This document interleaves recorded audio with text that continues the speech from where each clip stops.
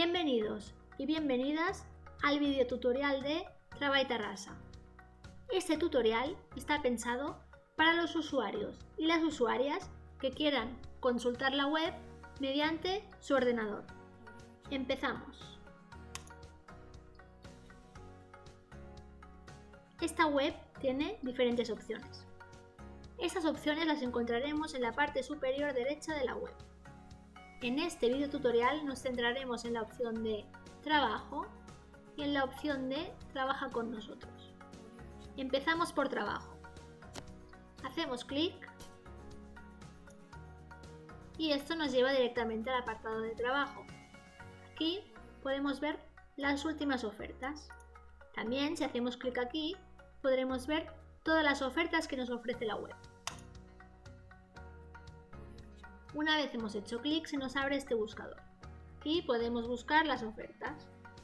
Las podemos buscar por palabras clave, la población, el sector, el nivel de estudios, la jornada laboral, la fecha de alta de la oferta y el gestor, SECOT o Foment de Tarrasa.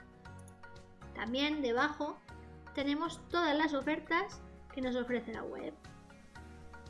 Si le damos clic a una de ellas, por ejemplo esta, se nos abre directamente la oferta.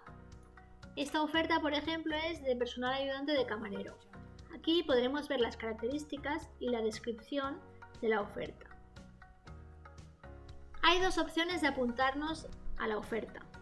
Una es dándole clic a más información y la otra es dándole clic al link de la entidad gestora. Esto nos llevará directamente a la web de Tarrasa Ocupació de Foment de Tarrasa. Ahora volvemos a ver la oferta, con sus características y su descripción. Si nos queremos apuntar a esta oferta de trabajo, tendremos que venir aquí, en esta casilla de color azul, y iniciar sesión, o bien, si no tenemos ninguna sesión en Tarrasa Ocupació, registrarnos. Una vez hecho esto, nos podremos apuntar a la oferta. Ahora veremos la opción de Trabaja con nosotros. Hacemos clic y esto nos lleva al apartado de Trabaja con nosotros.